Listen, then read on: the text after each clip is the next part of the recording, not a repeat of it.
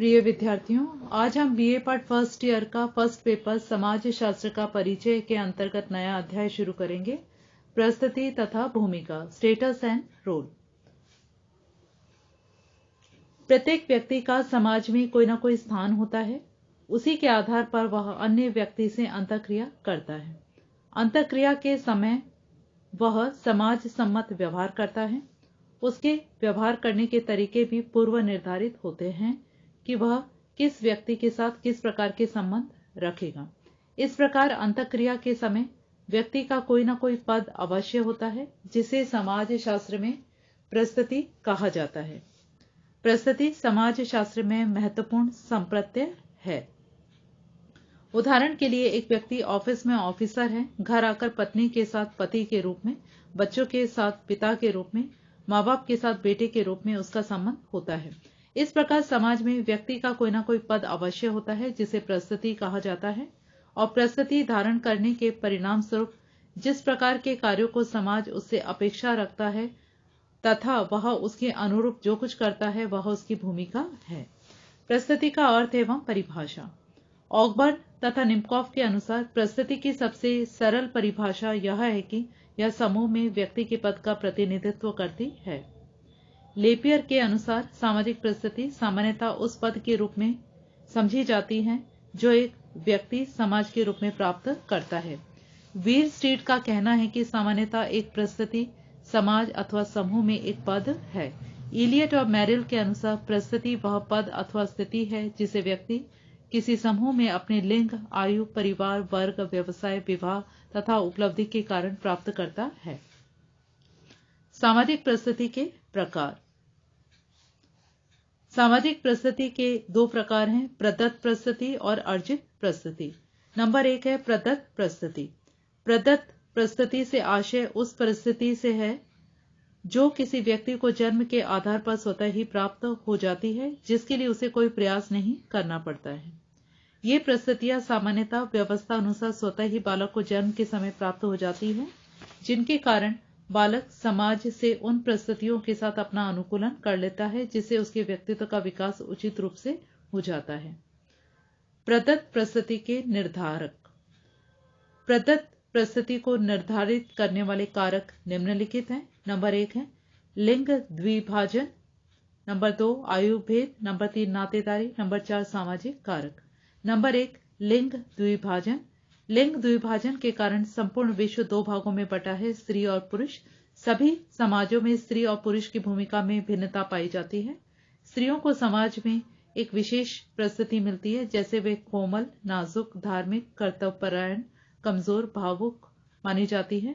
उन्हें पुरुषों से नीची स्थिति प्रदान की जाती है। उन्हें अबला के रूप दिया जाता है। इसी कारण उन्हें प्राचीन समय से शिक्षा से भी वंचित रखा जाता रहा है। व्यवसाय में भी उनकी कोई भूमिका नहीं मानी जाती है। दूसरी ओर पुरुष वीरता, साहस, कौशल, शौर्य, चतुरता आदि गुणों से युक्त माना जाता है। उसे कठिन शारीरिक व मानसिक कार्य सौंपे जाते हैं। प्राय पुरुषों का कार्यक्षेत्र घर के बाहर का है। स्त्रियां घर के कार्य करती हैं और पुरुष नौकरी व्यवसाय करके रुपए कमाता है।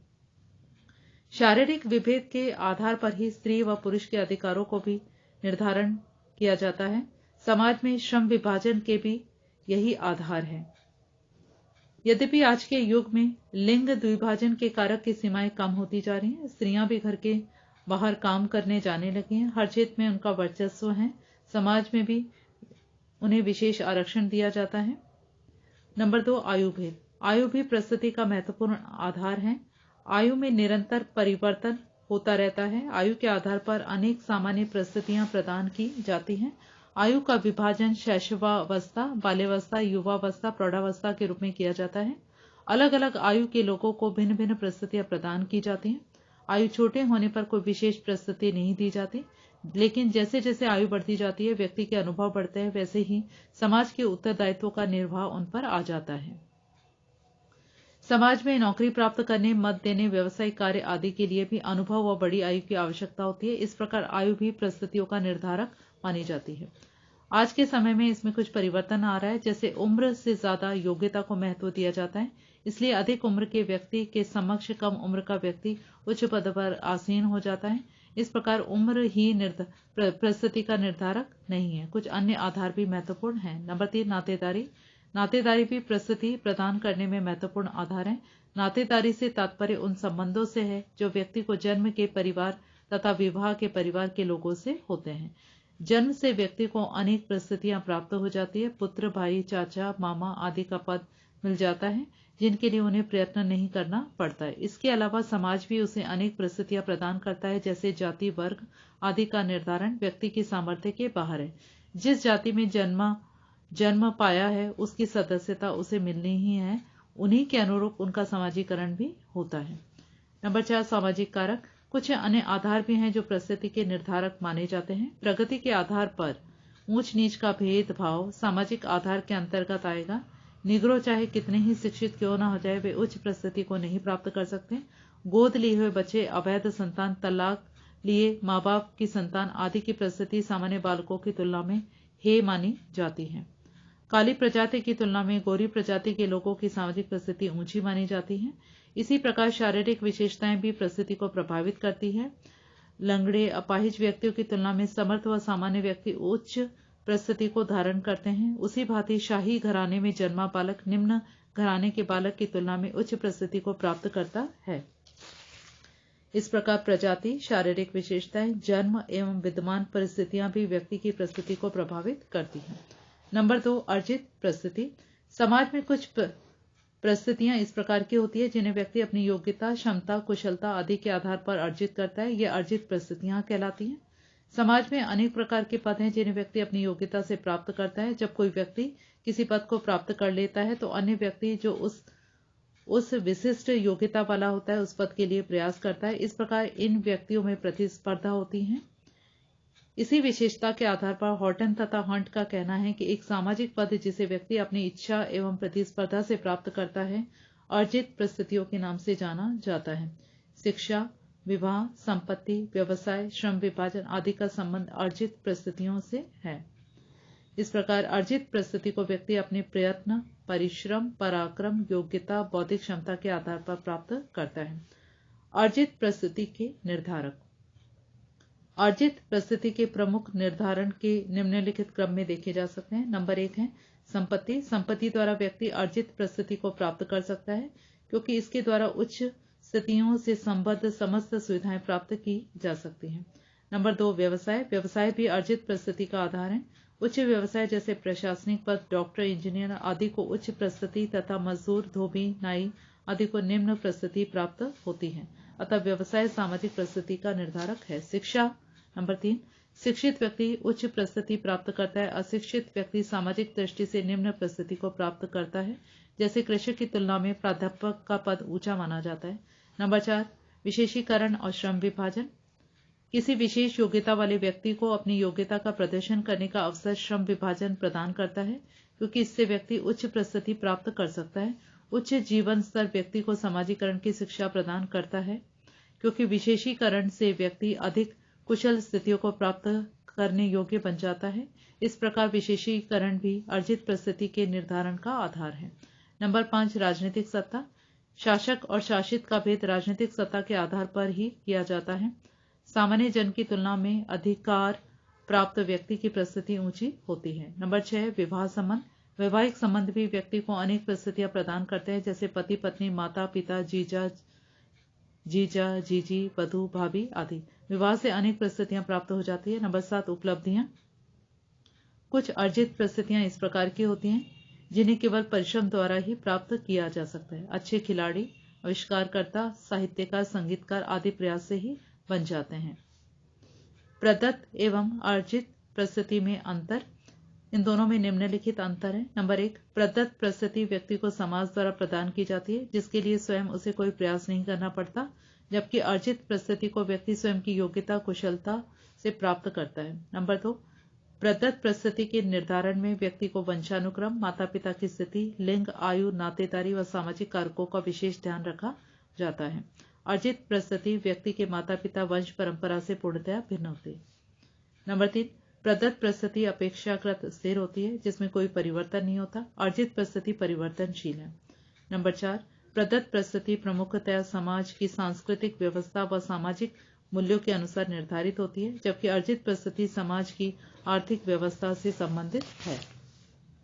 नंबर 5, प्रदत्त परिस्थिति बंध समाज का निर्माण करती है, जबकि अर्जित परिस्थिति गत्यात्मक समाज को प्रोत्साहन देती है। नंबर 6, प्रदत्त परिस्थिति सामूहिकता को बढ़ावा देती है, अर्जित परिस्थिति व्यक्ति के गुणों को महत्व देती है। प्रदत्त परिस्थितियों का अधिकार क्षेत्र निश्चित नहीं होता, अर्थात परिवार में किस व्यक्ति के क्या क्या अधिकार हैं या माँ बाप को क्या अधिकार अपने संतानों के विषय में प्राप्त है, इसकी निश्चितता नहीं होती, जबकि अर्जित परिस्थिति में अधिकार क्षेत्र निश्चित व स्पष्ट होता है। प्रदत्त एवं अर्जित परिस्थितियों में संबंध। प्रत्येक समाज में प्रदत्त और अर्जित दोनों प्रकार की परिस्थितियां पाई जाती हैं और दोनों एक दूसरे के पूरक हैं, इसलिए समाज के लिए दोनों ही महत्वपूर्ण हैं। प्रदत्त परिस्थितियां प्रारंभ से ही बालक को स्वाभाविक रूप से प्राप्त होती है, अतः इनका जीवन में पहला स्थान है, क्योंकि ये प्रदत्त परिस्थितियां ही व्यक्तित्व का विकास करती है, व्यक्ति के प्रशिक्षण की दिशा तय करती हैं। इनकी सहायता से संस्कृति का हस्तांतरण एक पीढ़ी से दूसरी पीढ़ी को होता है। ये व्यक्ति को सामाजिक सुरक्षा प्रदान करती हैं। प्रदत्त परिस्थितियों के साथ साथ अर्जित परिस्थितियां भी व्यक्ति के लिए महत्वपूर्ण हैं, क्योंकि अर्जित परिस्थिति के आधार पर ही प्रत्येक स्थान पर उपयुक्त व्यक्ति कार्य करता है। यह व्यक्ति को अधिक कार्य करने के लिए बाध्य करती है। अर्जित परिस्थिति व्यक्ति के व्यक्तित्व को निखारने व अंतिम रूप देने का कार्य करती है। इस प्रकार दोनों विशेषताओं के आधार पर यह निष्कर्ष निकाला जा सकता है कि प्रदत्त परिस्थिति के लिए अर्जित परिस्थिति अनिवार्य है, तभी व्यक्ति के व्यक्तित्व का सर्वांगीण विकास संभव है। उदाहरण के लिए, यद्यपि भारत के राष्ट्रपति का पद पूर्णतः अर्जित है, किंतु उसके लिए भी आयु सीमा, सामान्य व्यक्तित्व, बोलने की व सुनने की क्षमता आदि गुणों का होना अनिवार्य है, जो प्रदत्त परिस्थिति के गुण हैं। इसी संदर्भ में कौरव पांडवों का उदाहरण देखा जा सकता है। उस समय राज्य परंपरा अनुसार पिता से पुत्र को प्राप्त होता था और बड़ा बेटा पहले अधिकारी होता था। पांडु के पुत्र धृतराष्ट्र यद्यपि बड़े बेटे थे, राज्य के उत्तराधिकारी भी थे, लेकिन अंधे होने के कारण राजकाज न संभाल पाए। कहने का तात्पर्य है कि प्रदत्त परिस्थिति के लिए कुछ सीमाएं निर्धारित हैं। भूमिका। सामान्यता।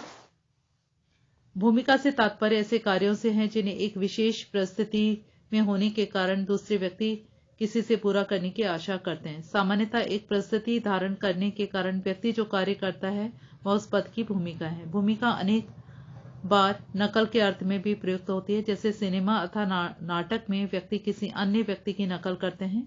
राजा हरिश्चंद्र के नाटक में कोई व्यक्ति हरिश्चंद्र बनकर उसकी नकल करता है तो वह हरिश्चंद्र की भूमिका निभाता है। इस प्रकार भूमिका किसी परिस्थिति के संदर्भ में होती है। समाज शास्त्र में भूमिका को परिस्थिति का ही व्यवहारिक पक्ष माना जाता है। सामाजिक संगठन के लिए भूमिका आवश्यक है। वास्तव में भूमिका का निर्माण दो तत्वों से होता है। पहला, व्यक्ति की आशाएं। प्रत्येक व्यक्ति दूसरे व्यक्ति से कुछ न कुछ आशाएं रखता है कि अमुक व्यक्ति इन कार्यों को अवश्य करेगा। जैसे पिता की पुत्र से आशाएं होती है कि वह उसका सम्मान करेगा। दूसरा तत्व है इन आशाओं के अनुरूप पूर्ण की जाने वाली क्रियाएं। कुछ क्रियाएं परिस्थिति विशेष में की जाती है, कुछ संस्कृति के संरक्षण के लिए की जाती है तथा कुछ क्रियाएं जीवन को संगठित बनाए रखने के लिए की जाती है। यदि किसी व्यक्ति दूसरे लोगों की इन आशाओं के अनुरूप ही क्रियाओं को करने लगता है तो समाज शास्त्र में इन्हें भूमिका कहा जाता है। भूमिका परिस्थिति का ही गत्यात्मक पक्ष है। धन्यवाद।